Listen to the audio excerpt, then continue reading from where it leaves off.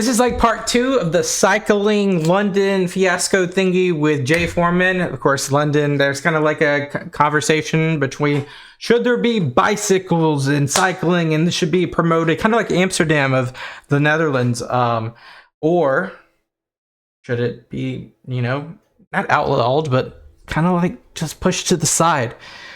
Let's see what Jay's got for us today. Lego. There's a war going on London streets right now.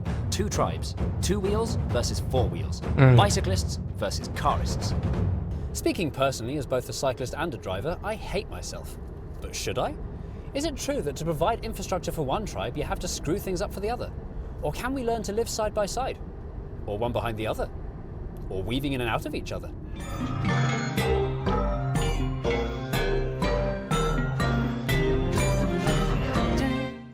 As discussed in the previous episode, we've now got... This guy's just hanging his head back. That's so funny. As discussed in the previous episode, we've now got lovely cycle superhighways. But unfortunately, progress for cycling infrastructure has been grinding somewhat to a halt. The current mayor, Sadiq Khan, and I'm sorry to say this because I really like him, has been pretty rubbish for cycling. He's cancelled cycling projects left, right and straight down the middle. His only achievement so far has been the quiet ways. The quiet ways are a benign and barely noticeable network of signposts and Tipex. I've seen these so many. Yeah. These are so rampant. Guiding cyclists onto less busy roads. But it's hard to imagine who will benefit from them.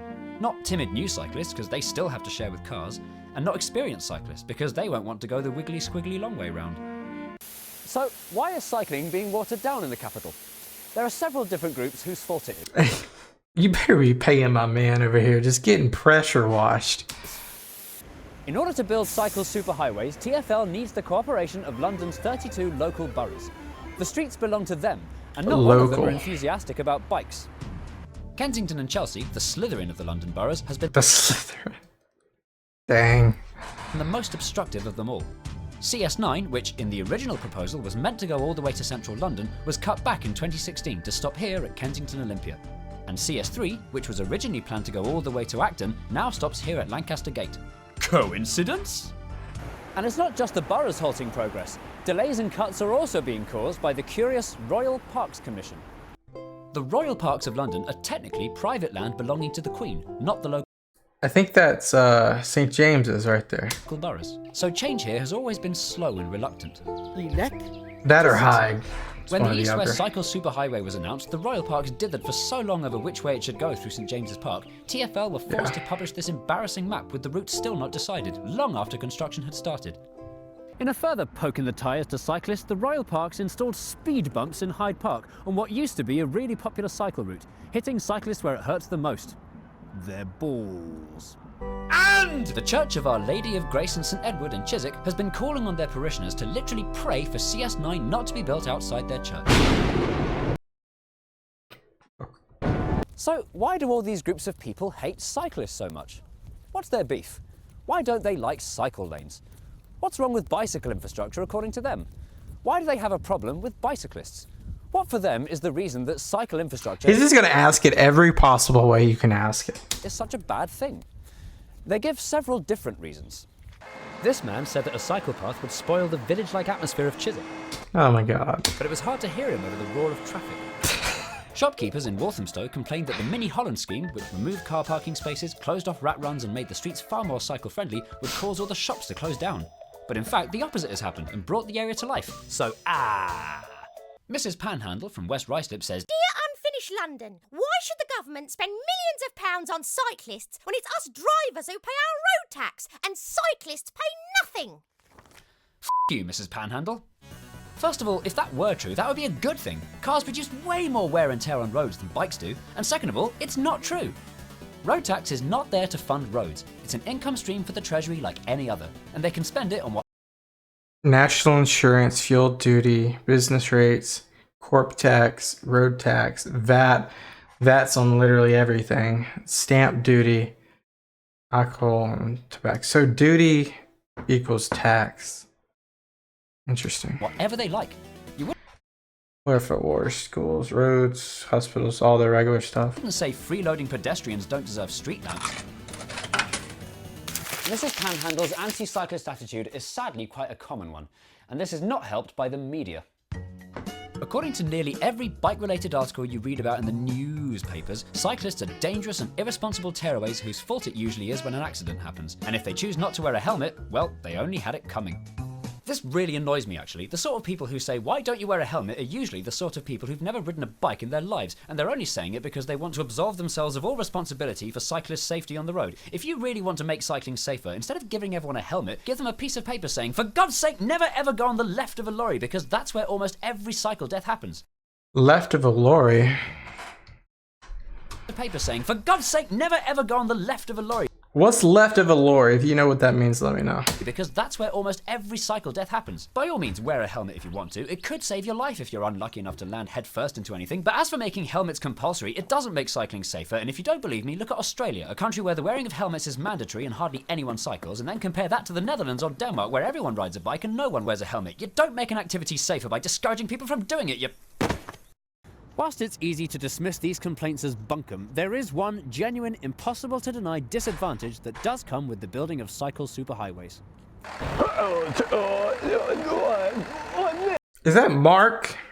The new cycle superhighway has necessitated the removal of a lane of traffic, resulting in increased congestion.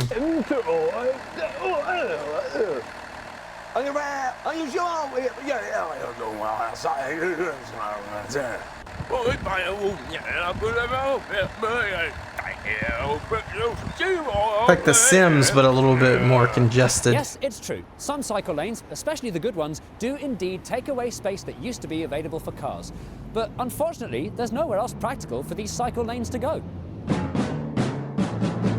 Some audacious architects have come up with some innovative suggestions for where else to put cycle paths other than the surface streets.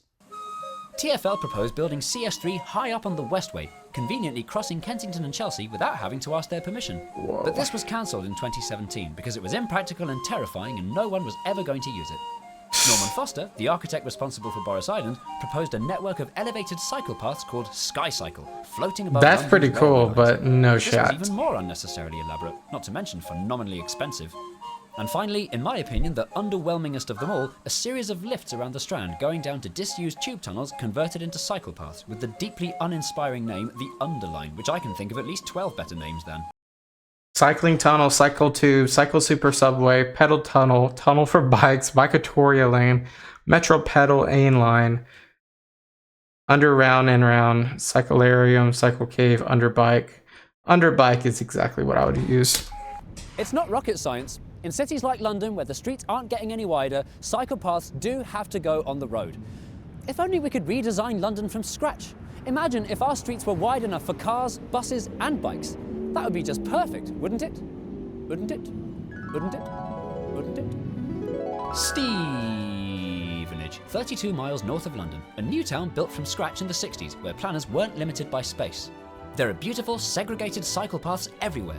But look, empty. The good people of Stevenage have no incentive to use their cycle paths. Their roads are just too acceptable. They don't get massive traffic jams even in rush hour, and all the shops have got free car parking, so why would they bother with the bike? What we learned from Stevenage is you don't just have to encourage people onto their bikes, you have to encourage them out of their cars. But what's wrong with cars? I'll tell you what's wrong with cars. Cars are incredibly space inefficient, that's what's wrong with cars. Look how many people are moving through the road when they're all in their cars. Not a lot. But watch what happens if you put them on bikes. Ooh. Yeah, but there's no way, unless you're racing, you're not going to get that much congestion on bikes. You're only going to get maybe a third of that. And it's not just bikers who benefit. Every single one of those new cyclists. Okay, and you show me something that disproves that. I guess this is a heavily congested area, but whatever. Is someone no longer taking up space on the tube, on the bus, or in Oh my god, the tube is so congested in some spots. a car. Yes, even drivers benefit from cycle lanes in the long term. There will always be people that have to drive, like delivery vans and construction traffic and ambulances and giraffes in transit, and they'll all get where they're going much faster when the road is being used only by people that have a f***ing good excuse for being there. By the way, I haven't even Oh, we gotta watch that. been used Or only pause. by people that have a f***ing good excuse for being there. Good excuse for driving. There are 4 of us in one car. I'm delivering a piano. I have a disabled badge. I'm going straight to Wales later. It's Christmas. My mom's about to give birth. There's a massive hill and it takes 5 times longer by public transport, and it's quiet time of the day, so fuck it. I'm the police. Bad excuse. It's cold. I want to listen to the Archers. I really like my car. I hate other people. Driving's normal. Leave me alone. I don't look good on bike. I've already paid for my car, so I might as well use it. Your mom. Too drunk to cycle, but I'm not too drunk to drive. Okay. By the way, I haven't even been talking about pollution. It almost goes without saying that cars pollute and bikes don't. But you know what? Even if all cars were electric, they'd still be just as horribly space inefficient. This isn't about air quality, it's about sustainability. But it's also about air quality. So hurting drivers is not merely a byproduct of improving cycling, it's a desired effect. Saying that a cycle scheme doesn't work because drivers are unhappy, it's a bit like saying that a diet doesn't work because it's making you hungry. London is not Stevenage. Its population is expected to hit 10 million by 2030. So if we're going to make room for everybody, cycling has to become more normal than driving. That's why I'm worried that cycle progress isn't progressing. There's still loads more to do. Huh? Ah. What was that? So, to sum up, things are getting better for cycling, but not better enough. Perhaps the most troubling thing about the cycle superhighways is that name, superhighways. It makes them sound like they're the best they could possibly be, like they're rare and exceptional. Whereas if you show them to a Dutch person, they just think they're normal. In fact, they're the bare minimum. London's cycling revolution is unfinished.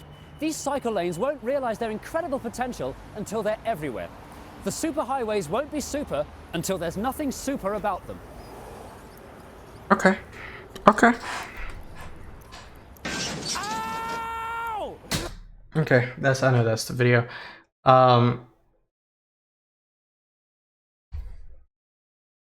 It's just a difficult thing. I guess if you're in the metropolis, it makes more sense to have more bike lanes and such like this. I can see it's gonna be, if it's more in a rural, or like if, for example, where I live, it would not make sense. Cars are way more practical. It just depends on distance to A to B. Most people aren't riding bikes recreationally. I'm guessing they're riding it A to B here. Now, a lot of people might be exercising, so I will say that. However, there's a lot of parks and stuff for that. But in terms of traffic and where you can drive, it's going to be what it's going to be. And I think congestion, and then the tax, and then the specific different ways where you have to get hit with the fuel duty, or how much a car is, it almost makes you incentivized to do what, rather the subway, the tube, a tram, a bus, walking, or bike. It just almost incentivizes it, with all the other side of it being so expensive. But yeah, I think it's in a fine spot where it's at. Actually, they could probably improve some of the infrastructure, but for a city like London, I think they've done as good as they could have done. Appreciate you guys watching. Leave a video recommendation down below. Peace out. Bye bye.